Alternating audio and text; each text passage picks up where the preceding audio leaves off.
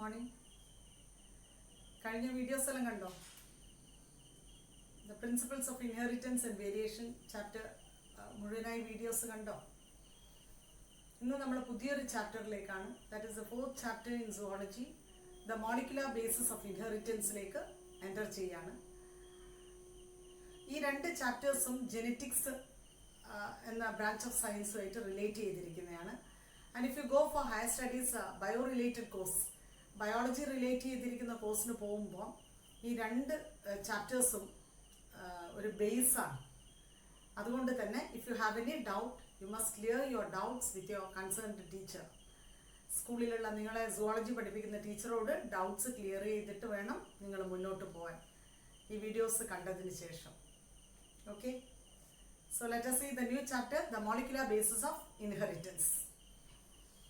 Here we are going to learn the polynucleotide chain. എന്താണ് ഈ polynucleotide chain? It is nothing but DNA and RNA. Living ഓർഗാനിസത്തിലുള്ള polynucleotide chain ഏതാണ്? DNA-യും RNA-യും. Lower ക്ലാസ്സിൽ പഠിച്ചിട്ടുണ്ട് അല്ലേ? DNA is deoxyribonucleic acid and RNA is ribonucleic acid. Don't you remember? So what is the function of DNA? It acts as a genetic material. Then what about RNA? RNA, of course, in some virus, RNA acts as a genetic material. Apart from this, RNA acts as a messenger, RNA acts as an adapter, or RNA acts as a catalyst. ഇങ്ങനെ RNA-ക്ക് ഒരുപാട് functions ഉണ്ട്. ഇത് രണ്ട് തന്നെയും both DNA and RNA, they are nothing but we can call it as polynucleotide chain. So in this chapter we are going to learn the structure of DNA in detail and the structure of RNA. Then we are going to learn the replication of DNA. Replication എന്ന് പറഞ്ഞാൽ the parent strand അല്ലെ template സ്റ്റാൻഡിൽ നിന്ന് പുതിയൊരു strand DNA ഉണ്ടാവുകയാണ്. അതിനാണ് DNA replication എന്ന് പറയുക. Then about transcription. Transcription എന്ന് പറഞ്ഞാൽ DNA-യിൽ അടങ്ങിയിരിക്കുന്ന ഇൻഫർമേഷൻ പ്രകാരം mRNA or RNA സിന്തസൈസ് ചെയ്യുക. Synthesis of RNA from DNA. അതിനാണ് ട്രാൻസ്ക്രിപ്ഷൻ എന്ന് പറയുക. And based on the information in DNA, the RNA is determining the amino acid, and these amino acids are connected to form the protein. അപ്പോൾ protein synthesis അതിനാണ് നമ്മൾ വിളിക്കുന്നത് translation. DNA-യിലെ information അനുസരിച്ച് amino acid ഏതാണെന്ന് determine ചെയ്ത് ഈ amino acids ബോണ്ടിൻ്റെ ഹെൽപ്പോട് കൂടി join ചെയ്തിട്ട് പ്രോട്ടീൻ ഫൈബേഴ്സ് ഉണ്ടാവുകയാണ്. ഈ പ്രോസസ്സിനാണ് എന്ത് വിളിക്കുന്നത്? ട്രാൻസ്ലേഷൻ. അപ്പോൾ ഇത്രയും കാര്യങ്ങളാണ് ജീൻ ഡിറ്റർമിനേഷൻ, ഇതൊക്കെയാണ് നമ്മൾ ഈ ചാപ്റ്ററിൽ പഠിക്കുന്നത്. So when you see about polynucleotide chain or the structure of DNA lower classൽ പഠിച്ചിട്ടുണ്ട്. Structure of DNA നോക്കുമ്പോൾ DNA is a long polymer of nucleotide. Nucleotides ചേർത്ത് വെച്ച് ഉണ്ടാക്കിയ ഒരു ലോങ് പോളിമറാണ്, ലോങ് ചെയിൻ ആണ് DNA. ഓർ ന്യൂക്ലിയോടൈഡ് പെയർ എന്ന് പറയാം, or base pairs എന്ന് പറയാം. ATGC എന്നൊക്കെ പഠിച്ചിട്ടില്ലേ? അപ്പോൾ പെയറിംഗ് ആണ് ഇവിടെ നടക്കുന്നത് അല്ലേ? അപ്പോൾ ഈ ബേസ് പെയർസ് അല്ലെ ന്യൂക്ലിയോടൈഡ്സ് ഇങ്ങനെ ജോയിൻ ചെയ്ത് വെച്ചിട്ടുള്ള, പെയർ ചെയ്ത് വെച്ചിട്ടുള്ള ഒരു ലോങ് പോളിമറാണ് DNA. It's a long polymer of nucleotides or nucleotide pairs. The number of nucleotides or nucleotide pair or the number of base pair in a DNA is the characteristic feature of that organism. So the number of nucleotides or the nucleotide pairs or number of base pairs in a polynucleotide chain is unique. I mean, it is specific for a particular species, or it is the characteristic feature of an organism. You see the screen here. Screen ലോട്ടൊന്ന് നോക്ക്. Different ഓർഗാനിസത്തിൻ്റെ number of nucleotides in a DNA chain അതാണ് note ചെയ്തിരിക്കുന്നത്. Bacteriophage 5174. See the screen? The number of nucleotides in DNA, it is written here. The bacteriophage lambda, E. coli, number of nucleotides in the DNA of E. coli and number of nucleotides in haploid condition in man, human beings. Is it same? ഈ നാലെണ്ണം ഒന്നാണോ?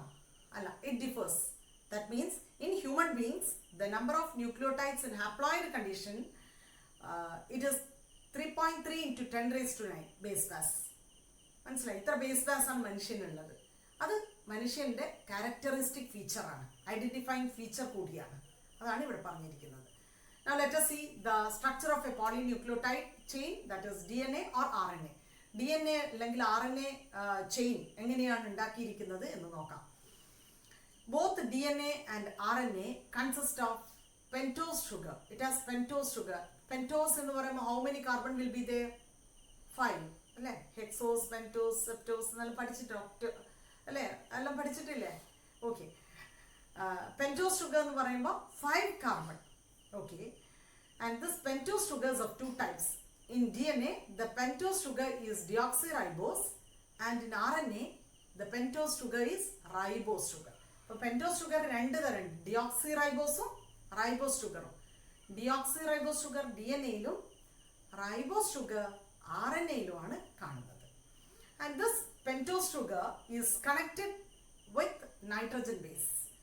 ഈ pentose sugar nitrogen ബേസുമായിട്ട് connect ചെയ്തിരിക്കുന്നത് N glycosidic ബോണ്ടാണ്. ഇത് 11th സ്റ്റാൻഡേർഡിൽ പഠിച്ചിട്ടുണ്ട്, bond, chemical bonding. അപ്പോൾ ഇത് chemical molecules എന്ന ചാപ്റ്ററിൽ നമ്മൾ പഠിച്ചിട്ടുണ്ട്. അപ്പോൾ എൻ ഗ്ലൈക്കോസിഡിക് ബോണ്ട് വെച്ചിട്ടാണ് ഗ്ലൂക്കോസിൻ്റെ പെൻറ്റോസ് ഷുഗർ DNA ആണെങ്കിൽ ഡിയോക്സിറൈബോസ് ഷുഗർ നൈട്രജൻ ബേസുമായിട്ട് കണക്ട് ചെയ്തിരിക്കുന്നത്, എൻ ഗ്ലൈക്കോസിഡിക് ബോണ്ട്. അപ്പോൾ ഒരു പെൻറ്റോസ് ഷുഗറും നൈട്രജൻ ബേസും ജോയിൻ ചെയ്ത് കഴിഞ്ഞാൽ ഉണ്ടാകുന്നതാണ് ഇറ്റ് ഈസ് ന്യൂക്ലിയോസൈഡ്. ഇപ്പോൾ അഡിനൈൻ എന്ന് പറയുന്ന nitrogen base pentose ഷുഗറുമായിട്ട് deoxyribose ഷുഗറുമായിട്ട് കൂടിച്ചേർന്നിട്ടുണ്ടെങ്കിൽ adenosine, യുറിഡീൻ, സൈറ്റിഡീൻ ഇതൊക്കെ ന്യൂക്ലിയോസൈഡ്സിൻ്റെ പേരാണ്. അല്ലെ ഡിയോക്സിറൈബോ അഡിനോസിൻ, ഇങ്ങനെയാണ് അതിൻ്റെ പേര് വിളിക്കുന്നത്. ഇതൊക്കെ എന്താണ്? ന്യൂക്ലിയോസൈഡ്. അപ്പം എങ്ങനെയാണ് ന്യൂക്ലിയോടൈഡ് ഉണ്ടാവുന്നത്? ന്യൂക്ലിയോസൈഡ് എന്തൊക്കെ ചേർന്നുണ്ടായതാ? പെൻറ്റോസ് ഷുഗറും നൈട്രജൻ ബേസ്, അത് രണ്ടും ചേർന്നപ്പോൾ എന്തായി? ന്യൂക്ലിയോസൈഡായി. ഈ ന്യൂക്ലിയോസൈഡിൽ at the 5' position of carbon, 5' carbon position OH ഗ്രൂപ്പുമായിട്ട് ലിങ്ക് ചെയ്തിരിക്കുന്ന ഒരു ബോണ്ട് ഉണ്ട്. ആ ബോണ്ടാണ് ഫോസ്ഫോ ഡയസ്റ്റർ ബോണ്ട്. ഈ ഫോസ്ഫോ ഡയസ്റ്റർ ബോണ്ട് ഒരു ഫോസ്ഫേറ്റിനെ അവിടെ കണക്ട് ചെയ്യുകയാണ് ചെയ്യുന്നത്. ന്യൂക്ലിയോസൈഡിൻ്റെ ഒപ്പം ഒരു ഫോസ്ഫേറ്റ് കണക്ട് ചെയ്തപ്പം അതെന്തായി മാറി? Nucleotide. Again you see the screen. ന്യൂക്ലിയോടൈഡിൻ്റെ ഒരു സ്ട്രക്ചർ കണ്ടോ? അവിടെ പെൻറ്റോസ് ഷുഗർ ഉണ്ട്. പെൻറ്റോസ് ഷുഗറിൻ്റെ തൊട്ടടുത്ത് എന്താ നിൽക്കുന്നത്? Nitrogen base. അത് കണക്ട് ചെയ്തിരിക്കുന്ന ബോണ്ട് ഏതാണ്? N glycosidic bond. അപ്പോൾ ഈ പെൻറ്റോസ് ഷുഗറിൻ്റെ ഏത് പൊസിഷനിലാണ് ഫോസ്ഫേറ്റ് കണക്ട് ചെയ്തിരിക്കുന്നത് നോക്കൂ, കാണുന്നുണ്ടോ? ഫോസ്ഫോ ഡയസ്റ്റർ ബോണ്ട് വെച്ചിട്ടാണ് കണക്ട് ചെയ്തിരിക്കുന്നത് അല്ലേ? എസ്റ്റർ ബോണ്ട് വരും, 2 ബോണ്ട് വരുമ്പോൾ ഫോസ്ഫോ ഡയസ്റ്റർ ബോണ്ട് വരും. അപ്പോൾ ഇതിപ്പോൾ ന്യൂക്ലിയോസൈഡ് മാറി ന്യൂക്ലിയോടൈഡായി. ഇങ്ങനെ 2 ന്യൂക്ലിയോടൈഡ്സ് ജോയിൻ ചെയ്യുകയാണെങ്കിലോ, 2 ന്യൂക്ലിയോടൈഡ്സ് ജോയിൻ ചെയ്ത ചിത്രം നോക്കൂ. അവിടെ ഫോസ്ഫോ ഡയസ്റ്റർ ബോണ്ട് കണ്ടോ? അപ്പം ഈ ബോണ്ട് എവിടെയൊക്കെ കണക്ട് ചെയ്തിരിക്കുന്നത്? പെൻറ്റോസ് ഷുഗറിൻ്റെ ഒന്ന് 5' കാർബണിലും മറ്റൊന്ന് 3' പൊസിഷൻ ഓഫ് കാർബണിലുമാണ് കണക്ട് ചെയ്തിരിക്കുന്നത്. ഈ ബോണ്ടിനെയാണ് ഫോസ്ഫോ ഡയസ്റ്റർ ബോണ്ട്. ഇതിന്റെ ഫലമായി എന്താ ഉണ്ടാവുന്നത്? ന്യൂക്ലിയോടൈഡ് മാറി, പിന്നെ ഇങ്ങനെ ഒരുപാട് ഡൈന്യൂക്ലിയോടൈഡായി, അത് മാറി കുറെ കണക്റ്റഡ് ആയി കഴിഞ്ഞാൽ പോളിന്യൂക്ലിയോടൈഡ് ഉണ്ടാവുകയാണ്. This is how polynucleotides are formed. മനസ്സിലായോ? Polymer thus formed. Polynucleotide chain ഉണ്ടാവുന്നതെന്ന് മനസ്സിലായി. അങ്ങനെ ഉണ്ടായിരിക്കുന്ന ഒരു പോളിമർ ഇറ്റ് ഹാസ് 2 ends. ഒരു പോളിമർ ചെയിൻ ആണെങ്കിൽ അതിന് 2 end ഉണ്ടാവുമല്ലോ.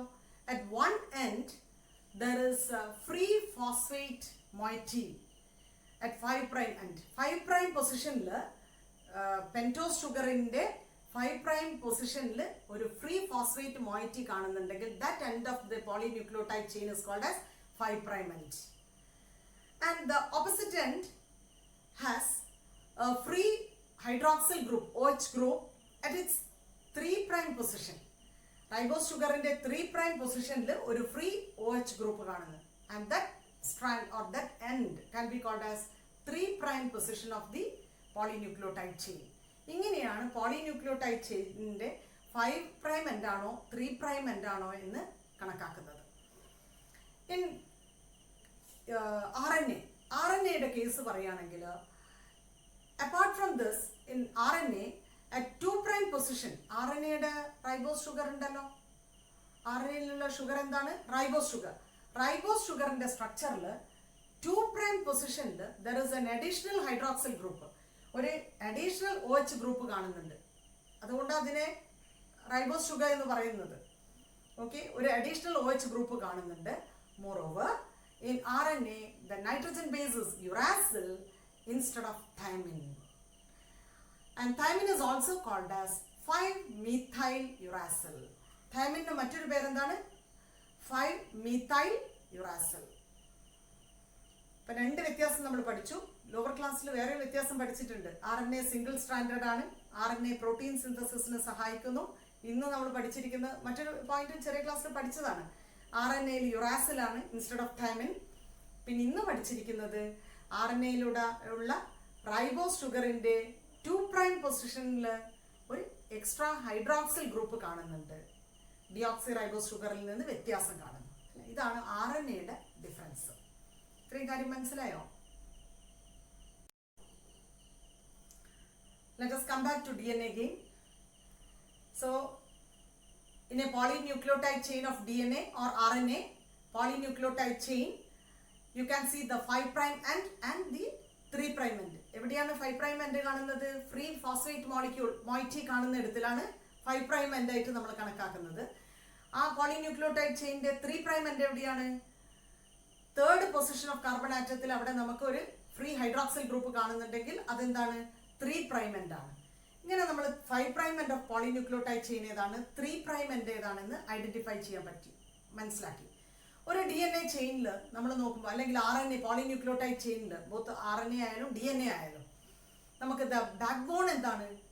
Sugar and phosphate. ഷുഗർ മോളിക്യൂളും ഒരു polynucleotide chain is here on the screen. Sugar മോളിക്യൂളും ഫോസ്ഫേറ്റ് ഗ്രൂപ്പും ചേർന്നതാണ് ഈ DNAയുടെ backbone. And the nitrogen base is attached inside. Link ചെയ്തിരിക്കുകയാണ് നൈട്രജൻ ബേസ്. ബാക്ക് ബോൺ എന്താണ്? ഷുഗറും ഫോസ്ഫേറ്റും കൂടി ചേർന്നതാണ് ഇതിൻ്റെ back bone.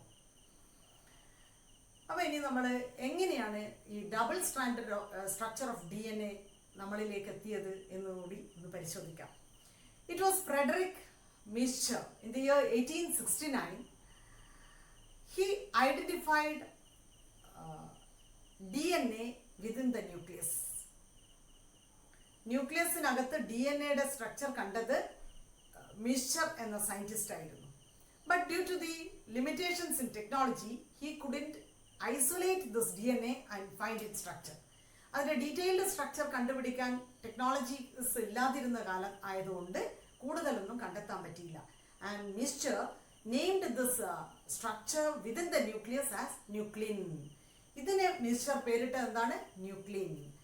After a long gap during 1953, ഒരുപാട് കൊല്ലക്കാലങ്ങൾക്ക് ശേഷം 1953 it was Watson and Crick, James വാട്സണും ഫ്രാൻസിസ് ക്രിക്കും 1953 ഇന്ന് നമ്മൾ പഠിക്കുന്ന ഈ double stranded helical structure of DNA കണ്ടെത്തിയിരിക്കുന്നത്. And they studies were based upon the X-ray diffraction studies. X-ray diffraction studies മുൻപ് ചെയ്തവരിൽ നിന്ന് കണ്ടെത്തിയിട്ടാണ് Watson and Crick double stranded structure of DNA നമ്മളിൽ എത്തിച്ചത്. And this X-ray diffraction studies were done by Maurice Wilkins and Rosalind Franklin. ഇവരാണ് X-ray ഡിഫ്രാക്ഷനിലൂടെ DNAയുടെ structure ഏകദേശം ഒന്ന് പ്രൊഡ്യൂസ് ചെയ്തത്. Based on this X-ray diffraction, Watson and Crick they explained the double-stranded helical structure of DNA. And one of the hallmarks in their proposition was base pairing. Base pairing എന്ന് പറഞ്ഞാൽ ഓർക്കുന്നുണ്ടോ? 10th പഠിച്ചത് ATGC pairing പഠിച്ചത് ഓർക്കുന്നില്ലേ? ഇതാണ് base pairing. Nitrogen bases adenine always pairs with thymine. Guanine always pairs with the cytosine. ഈ base nitrogen ബേസിന്റെ പെയറിങ്ങിനാണ് നമ്മൾ എന്ത് വിളിക്കുന്നത്? Base pairing. That was A notable feature of DNA, and this was based upon the studies done by another scientist. It was Erwin Chargaff who proposed that the proposition of adenine and thymine as well as guanine and cytosine in a DNA strand or DNA chain is constant and equal.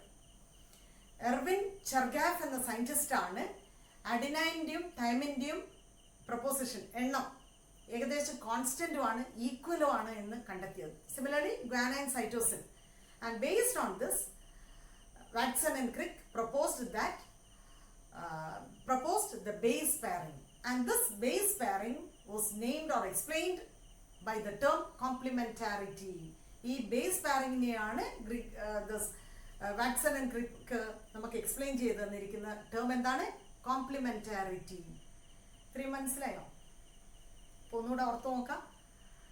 Polynucleotide chain ഉണ്ടാക്കിയിരിക്കുന്നത് pentose ഷുഗറാണ്. 2 തരം chain ഉണ്ട്, 2 തരം sugars ഉണ്ട് ഒരു ചെയിനിൽ.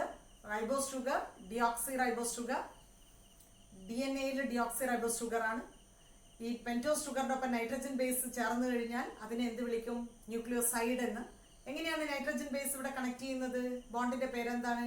N glycosidic bond അല്ലെ. ഇനി ഈ ന്യൂക്ലിയോസൈഡിന്റെ ഒപ്പം ഈ ന്യൂക്ലിയോസൈഡിനെ അഡിനൈൻ എന്ന നൈട്രജൻ ബേസ് ആണ് ഇവിടെ ജോയിൻ ചെയ്തിരിക്കുന്ന ഷുഗറിന്റെ ഒപ്പം. ഈ ന്യൂക്ലിയോസൈഡിന്റെ പേരെന്താണ്?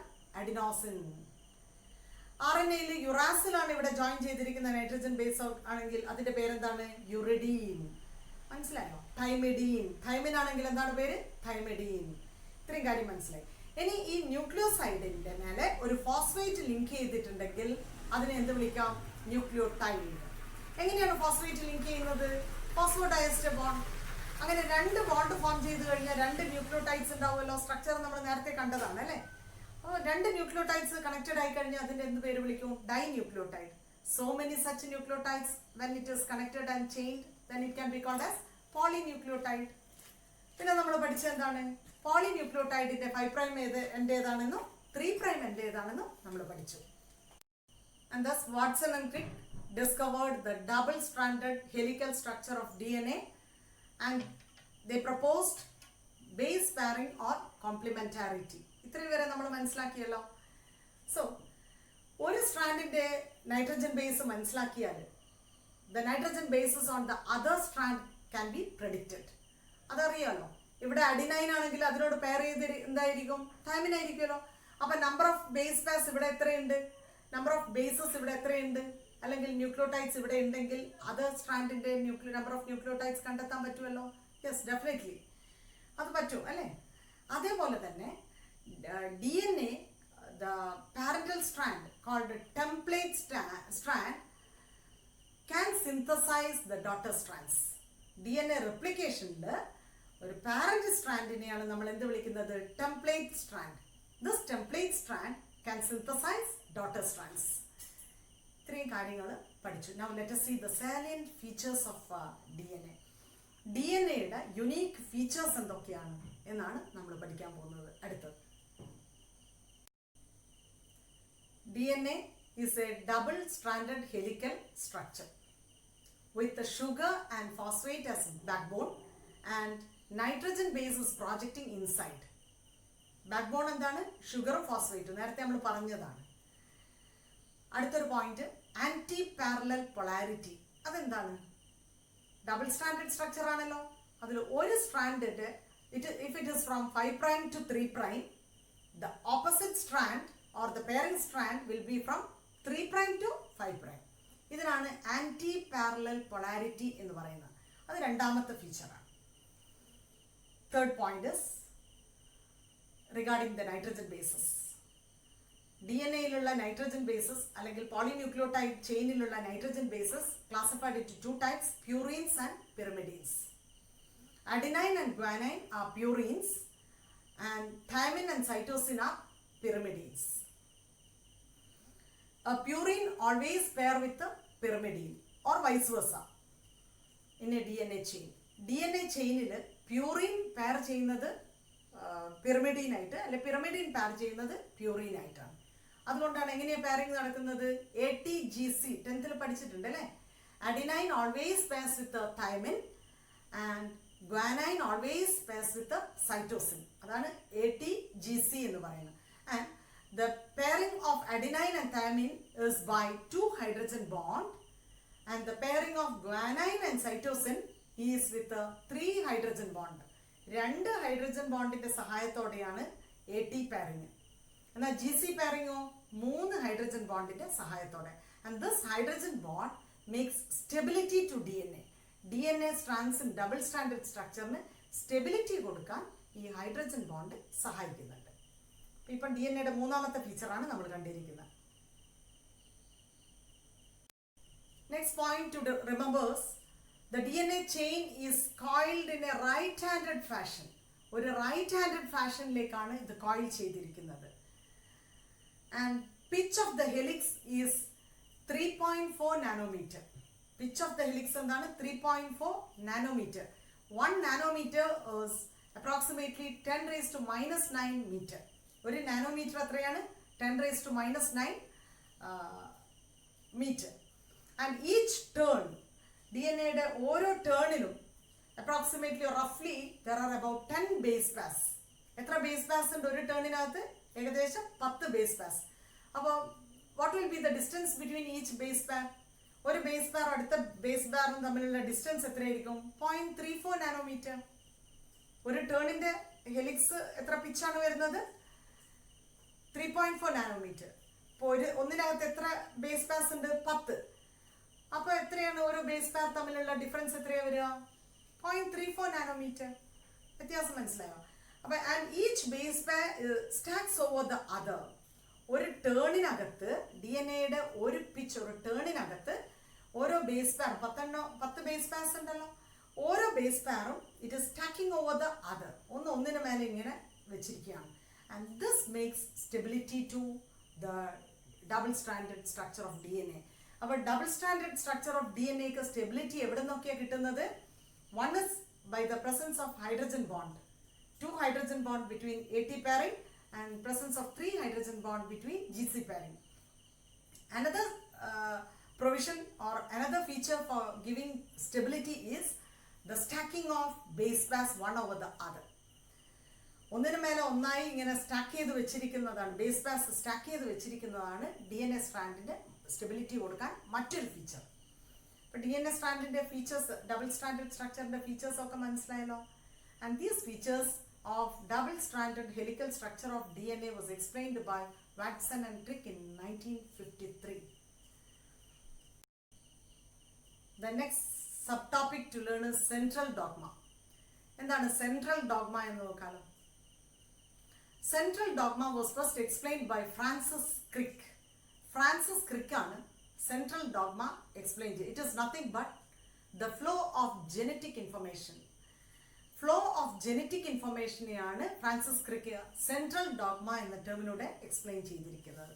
See how is the flow of genetic information happening? See the screen. The flow of genetic information is from DNA to RNA and from RNA to protein. DNA replication, DNAയിൽ നിന്ന് RNA എങ്ങനെയാണ് ഉണ്ടാവുന്നത്? Transcription. RNAയിൽ നിന്ന് protein എങ്ങനെയാണ് ഉണ്ടാവുന്നത്? Translation. So this is nothing but this flow of genetic information can be explained as central dogma. ഇതൊരു normal കേസിൽ. But in some viruses, the flow of information is in reverse order. That is from RNA to DNA. നമുക്കിവിടെ നടന്നിരിക്കുന്നത് എങ്ങനെയാണ്? DNA-യിൽ നിന്നാണ് RNA-യിലേക്ക് informations പോയിരിക്കുന്നത് അല്ലേ? എന്നാൽ ചില വൈറസുകളിൽ RNA-യിൽ നിന്നാണ് ജനറ്റിക് ഇൻഫർമേഷൻ DNA-യിലേക്ക് വരുന്നത്.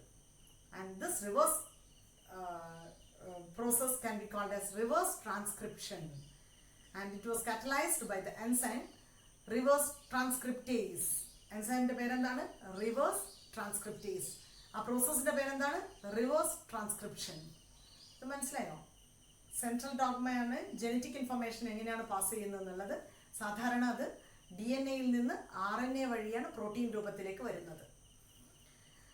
പക്ഷേ ചില വൈറസുകളിൽ DNA-യിൽ നിന്ന് RNA-യിലല്ലാതെ RNA-യിൽ നിന്നാണ് DNA-യിലേക്ക് പോകുന്നത്. ഒരു റിവേഴ്സ് ഓർഡറിൽ തിരിച്ചാണ് നടക്കുന്നത്.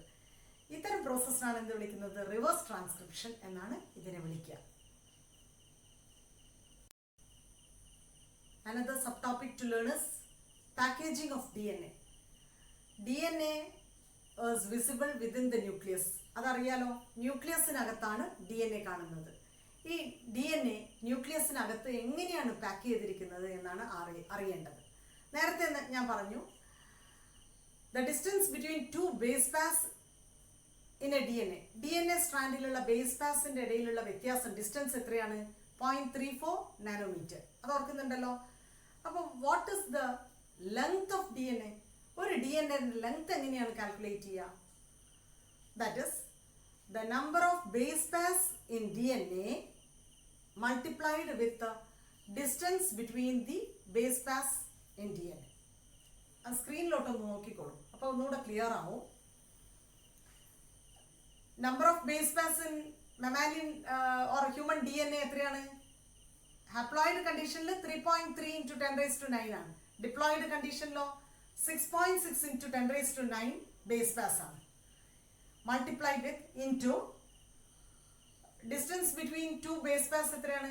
0.34 മീറ്ററിലാക്കുമ്പോൾ into 10⁻⁻⁹ metre. Unit metre by base pair എന്ന് പറയാം.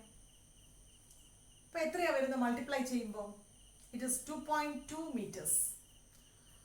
ഹ്യൂമൻ DNA അല്ലെ മെമാലിയൻ സെല്ലിലുള്ള DNA-യുടെ ലെങ്ത് എത്ര ഏകദേശം വന്നിരിക്കുന്നത്? 2.2 മീറ്റേഴ്സ്. ഒരു ടിപ്പിക്കൽ മെമാലിയൻ സെല്ലിന്റെ ന്യൂക്ലിയസ് എടുത്ത് നോക്കുകയാണെങ്കിൽ ന്യൂക്ലിയസിന്റെ dimension is it 2.2? is it above or below 2.2 meters? ഈ 2.2 മീറ്ററിൽ ഒതുങ്ങും അത്, അല്ലെങ്കിൽ അതിൽ കൂടുതലാണോ കുറവാണോ? അത്ര ഉണ്ടോ? ഇല്ല. അപ്പോൾ ഇത്രയും ലെങ്തി ആയിരിക്കുന്ന DNA ഈ ചെറിയ ന്യൂക്ലിയസിനകത്ത് എങ്ങനെയാണ് പാക്ക് ചെയ്തിട്ടുണ്ടാവുക? അതാണ് അടുത്ത ക്വസ്റ്റ്യൻ. അപ്പോൾ DNA packaging is a complicated process. DNA packaging ഒരു കോംപ്ലിക്കേഷൻ ഉള്ള ഒരു പ്രോസസ്സാണ്. It must be learned elaborately. അത് പ്രോകാരിയോട്സിലും യൂകാരിയോട്സിലും ചെറിയ വ്യത്യാസമുണ്ട്. എന്താ ഈ പ്രോകാരിയോട്ട്, എന്താണ് യൂകാരിയോട്ട്? ബാക്ടീരിയ പോലെയുള്ള ഒരു പെർട്ടിക്കുലർ ന്യൂക്ലിയർ മെംബ്രെയിൻ ഇല്ലാത്ത അല്ലെങ്കിൽ ന്യൂക്ലിയസ് ഇല്ലാത്ത ജീവജാലങ്ങളെ എന്ന് വിളിക്കാം, അല്ലെ? ഓർഗാനിസത്തിനെ അല്ലെ സെല്ലിനെ നമുക്ക് എന്ത് വിളിക്കാം? പ്രോകാരിയോട്സ്. സ്പെസിഫിക് ന്യൂക്ലിയസ് വിത്ത് ന്യൂക്ലിയർ മെംബ്രെയിൻ ഉള്ള സെൽ ടൈപ്പ് അല്ലെ ഓർഗാനിസത്തിനെ എന്ത് വിളിക്കാം? യൂകാരിയോട്ട്. ഇപ്പോൾ ഒരു ടിപ്പിക്കൽ ബാക്ടീരിയൽ സെൽ നോക്കൂ. എങ്ങനെയാണ് അവിടെ DNA or chromosome കാണുന്നത്? DNA is suspended. Is it suspended throughout the cytoplasm? സൈറ്റോപ്ലാസത്തിൽ നിറച്ചങ്ങോട്ട് കാണുവാണ് ചെയ്യുന്നത്, അല്ലെങ്കിൽ അത് ന്യൂക്ലിയസിനകത്ത് കണ്ടൻസ് ചെയ്തിട്ടാണ് ഉള്ളത്? രണ്ടുമല്ല, അല്ലേ? അത് ഡിസ്പോസ് ചെയ്തിട്ടാണ് definitely, but it is somewhat centralised.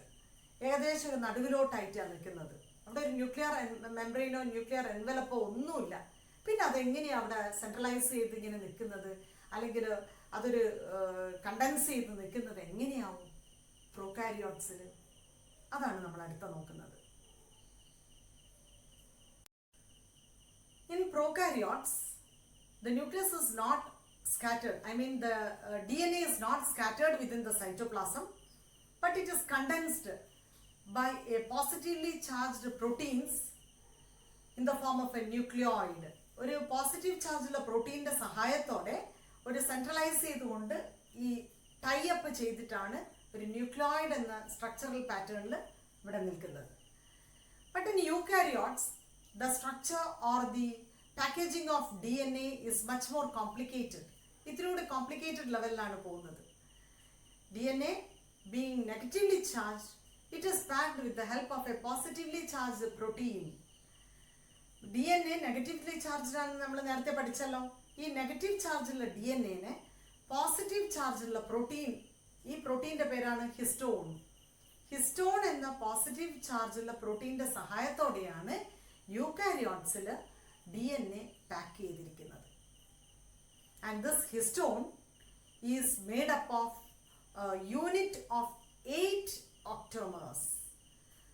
8 units കൂടിച്ചേർന്ന ഒരു സിംഗിൾ യൂണിറ്റ് ആയിരിക്കുന്നത് കൊണ്ട് we call this histone, protein histone, as histone ഒക്ടോമർ.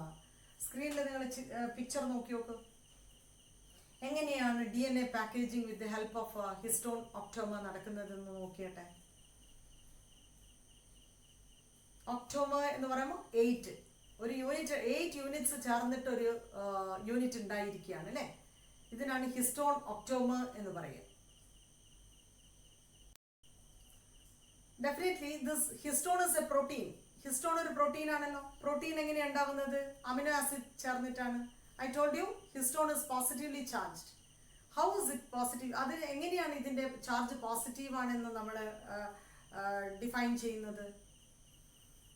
And the charge of this protein or histone is based upon the number of amino acids or the charges acquired by the amino acids in it.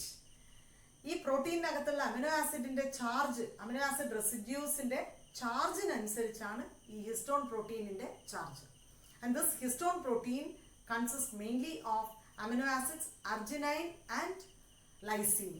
Lysine, arginine എന്ന് പറയുന്ന positive charge acquire ചെയ്തിരിക്കുന്ന amino acids കൊണ്ടാണ് ഈ histone protein ഉണ്ടായിരിക്കുന്നത്. And I told you histone is made up of unit of 8 molecules. 8 molecules ചേർന്നിട്ടുള്ള ഒരു unit ആണ് histone. And we call it as histone ഒക്ടോമർ. And upon this positively charged histone octamer, the negatively charged DNA is wrapped around. അതിന്റെ മേലെ ഇങ്ങനെ ചുറ്റി നിൽക്കുകയാണ്. And the structural pattern is known as nucleosome. ഈ structural pattern ആണ് എന്ത് വിളിക്കുന്നത്? ന്യൂക്ലിയോസോം. Screen നോക്കൂ, ന്യൂക്ലിയോസോമിന്റെ സ്ട്രക്ചർ. ഹിസ്റ്റോൺ ഒക്ടോമർ കണ്ടോ? 8 മോളിക്യൂൾസ് ഉള്ളതുകൊണ്ടാണ് അതിനെ എന്ത് വിളിക്കുന്നത്? ഒക്ടോമർ. അപ്പോൾ അതൊരു പ്രോട്ടീനാണ്. ഈ പ്രോട്ടീനകത്ത് ഏതൊക്കെ അമിനോ ആസിഡ്സ് ആണ് ഉള്ളത്? Lysine, arginine. ഇതിന്റെ ചാർജ് എന്താണ്? പോസിറ്റീവ് ആണ്. അതുകൊണ്ട് ഈ പ്രോട്ടീൻ പോസിറ്റീവ് ചാർജ് ആണ്. ഈ പോസിറ്റീവ് ചാർജുള്ള ഹിസ്റ്റോൺ ഒക്ടോമർ എന്ന പ്രോട്ടീൻ്റെ മേലെയാണ് നെഗറ്റീവ് ചാർജുള്ള DNA റാപ്പ് ചെയ്തിരിക്കുന്നത്, ചുറ്റി വരിഞ്ഞിരിക്കുന്നത്.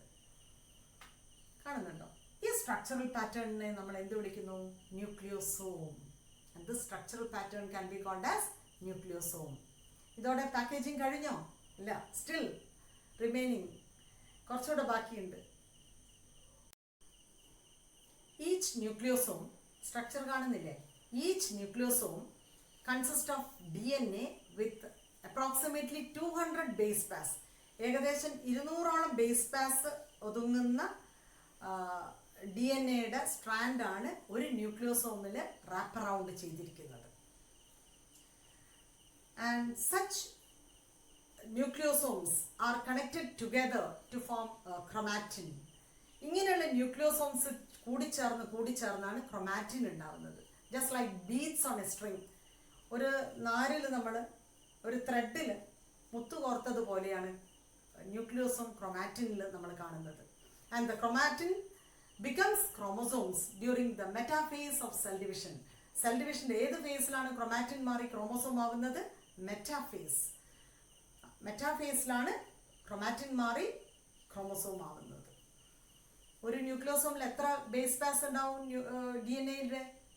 ഏകദേശം അപ്രോക്സിമേറ്റ്ലി 200 ബേസ് പാസ്. അത് മറക്കരുത്. ഇനി ടിപ്പിക്കൽ ന്യൂക്ലിയസ്, ഒരു സാധാരണ ന്യൂക്ലിയസിൽ after staining some part is found to be less stained. Stain അത്രമാത്രം അങ്ങ് പിടിച്ചതായി കാണൂല. And loosely packed. ഈ ന്യൂക്ലിയോസോംസ് അങ്ങ് ലൂസായിട്ട് പാക്ക് ചെയ്ത് ലെസ് സ്റ്റെയിൻഡ് പോർഷനായിട്ട് കാണും. This region can be called as euchromatin. ഈ റീജിയനെയാണ് എന്ത് വിളിക്കുന്നത്? Euchromatin. And this part or euchromatin is transcriptionally active. whereas some other part is densely packed. വളരെ ക്ലോസ് ആയിട്ട് ക്രൊമാറ്റിൻ പാക്ക്, ന്യൂക്ലിയോസം പാക്ക് ചെയ്തിട്ടുണ്ടാവും. ക്രൊമാറ്റിൻ വളരെ അടുത്തടുത്ത് കാണും, ടൈറ്റ് ആയിട്ടുണ്ടാവും. But it is brightly stained. നല്ല ബ്രൈറ്റ് ആയിട്ട് സ്റ്റെയിൻ പിടിക്കുന്നുണ്ടാവും. This region can be called as, ക്രൊമാറ്റിൻ്റെ ഈ ഭാഗത്തെയാണ് വിളിക്കുന്നത് ഹെറ്റിറോക്രൊമാറ്റിൻ. ഈ ഭാഗത്തെ എന്താ വിളിക്കുന്നത്? ഹെറ്റിറോക്രൊമാറ്റിൻ. And this part is transcriptionally inactive. ഇത് ഇനാക്റ്റീവായ ഒരു ഭാഗമാണ്. അപ്പോൾ ക്രൊമാറ്റിന് ലൈറ്റ്ലി സ്റ്റെയിൻഡ് പോർഷനും ഉണ്ടാവും, ഡാർക്ക്ലി സ്റ്റെയിൻഡ് പോർഷനും ഉണ്ടാവും. എന്തുകൊണ്ടാണ് ലൈറ്റ്ലി സ്റ്റെയിൻഡ് ആവുന്നത്? അവിടെ ന്യൂക്ലിയോസോംസ് ലൂസ്ലി പാക്ഡ് ആണ്. എന്നാൽ ചില ഭാഗം ടൈറ്റ്ലി പാക്ഡ് ആവും, അവിടെ ഡാർക്ക്ലി സ്റ്റെയിൻഡ് ആണ്. Loosely packed and lightly stained ഭാഗത്തെ നമ്മൾ എന്ത് വിളിക്കും? യൂക്രോമാറ്റിൻ. ആൻഡ് ദിസ് ഇസ് ആക്റ്റീവ്, ട്രാൻസ്ക്രിപ്ഷനലി ആക്റ്റീവായ ഭാഗമാണ്.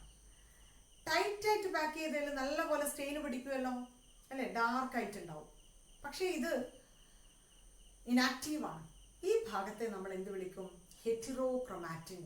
അപ്പോൾ ഒരു ക്രൊമാറ്റിനിൽ നമുക്ക് യൂക്രോമാറ്റിൻ ഭാഗവും കാണാം, ഹെറ്റിറോക്രോമാറ്റിൻ ഭാഗവും കാണാം. ഇത്രയും കാര്യങ്ങൾ ഇന്ന് മനസ്സിലായോ? I think we can wind up this class. ഇതൊന്ന് ആദ്യം തൊട്ട് ഒന്നുകൂടെ നിങ്ങൾ കേട്ട് നോക്കണം. ഐ ടോൾഡ് യു, ഇത് നല്ല ഇമ്പോർട്ടൻറ്റ് പാർട്ടാണ്. ജെനറ്റിക്സ് പഠിക്കുന്ന കുട്ടികൾക്ക് ഒരു ബേസാണിത് ഇന്ന് പഠിച്ചിരിക്കുന്നത്. വാട്സൺ ആൻഡ് ക്രിക്കിൻ്റെ DNA ഡബിൾ സ്റ്റാൻഡേർഡ് സ്ട്രക്ചറിൻ്റെ സ്ട്രക്ചർ പഠിച്ചു, സാലിൻ ഫീച്ചേഴ്സ് ഓഫ് DNA പഠിച്ചു. അതിനുശേഷം നമ്മൾ എങ്ങനെയാണ് പാക്കേജിങ് ഓഫ് DNA നടക്കുന്നതെന്നാണ് ലാസ്റ്റ് പാർട്ട് പഠിച്ചത്. അതിനിടയിൽ ഒരു സെൻട്രൽ ഡോഗ്മ പഠിച്ചിട്ടുണ്ട്. ആരായിരുന്നു പ്രപ്പോസ് ചെയ്തത് സെൻട്രൽ ഡോഗ്മ? Francis Crick. പിന്നെ പാക്കേജിങ് ഓഫ് DNA പഠിച്ചു. എന്തിനാണ് പാക്കേജിങ് നടത്തിയിരിക്കുന്നത്? DNA is so long അല്ലേ, അപ്പോൾ അത് പാക്ക് ചെയ്യണം, ടൈറ്റായിട്ട് പാക്ക് ചെയ്യണം. അതിന് സഹായിക്കുന്ന പ്രോട്ടീൻ മോളിക്യൂളിനെ സ്ട്രക്ചറും പഠിച്ചു. ന്യൂക്ലിയോസോം എന്താണെന്ന് പഠിച്ചു. ന്യൂക്ലിയോസോം ചേർത്താണ് ക്രൊമാറ്റിൻ ഉണ്ടായിരിക്കുന്നത് എന്ന് പഠിച്ചു. ഈ ക്രൊമാറ്റിൻ മെറ്റാഫേസിൽ ക്രോമോസോമായി മാറുമെന്നും പഠിച്ചു. പിന്നെ ക്രൊമാറ്റിനിൽ തന്നെ യൂക്രോമാറ്റിൻ എന്താണെന്നും ഹെറ്റിറോക്രോമാറ്റിൻ എന്താണെന്ന് പഠിച്ചു. ഇതൊക്കെ നമ്മൾ യൂകാരിയോട്സിലുള്ള അവസ്ഥയാണ്. എന്നാൽ പ്രോകാരിയോട്സിലോ ഒരു പർട്ടിക്കുലർ സെല്ലുലാർ മെംബ്രെയിനോ ന്യൂക്ലിയർ മെംബ്രെയിൻ ഉണ്ടോ, ന്യൂക്ലിയസ് ഉണ്ടോ? ഇല്ല. അത് വിചാരിച്ച് നമ്മുടെ DNA ബാക്ടീരിയയിലൊക്കെ ഇങ്ങനെ ഫുള്ളി സൈറ്റോപ്ലാസം അങ്ങനെ ഡിസ്പോസ് ചെയ്ത് കിടക്കുകയാണോ? അല്ല. It is condensed with the help of positively charged protein കൊണ്ട് ഹെൽഡ് ചെയ്ത് വെച്ചിട്ട് ഏകദേശം സെൻട്രലൈസ് ചെയ്തിട്ടാണ് ബാക്ടീരിയ പോലുള്ള പ്രോകാരിയോട്സിലും ജനറ്റിക് മെറ്റീരിയൽ കാണുന്നത്. അപ്പോൾ നമുക്കൊന്നറിയാം, DNA നെഗറ്റീവ്ലി ചാർജ്ഡ് ആണ്. അതിനെ ഹെൽഡ് ചെയ്ത് പാക്ക് ചെയ്യാൻ സഹായിക്കുന്ന പ്രോട്ടീൻസ് പോസിറ്റീവ് ചാർജാണ്. ഈ പ്രോട്ടീൻ്റെ ചാർജ് നിയന്ത്രിക്കുന്നത് the presence of amino acids in it. ഇത്രയും കാര്യം നമ്മളിത് പഠിച്ചു. സോ നെക്സ്റ്റ് ക്ലാസ്സിൽ ഇതിൻ്റെ അടുത്ത ഭാഗം കാണാം. ഈ വീഡിയോ നന്നായി കാണുക, കാര്യങ്ങൾ മനസ്സിലാക്കുക. Thank you for listening.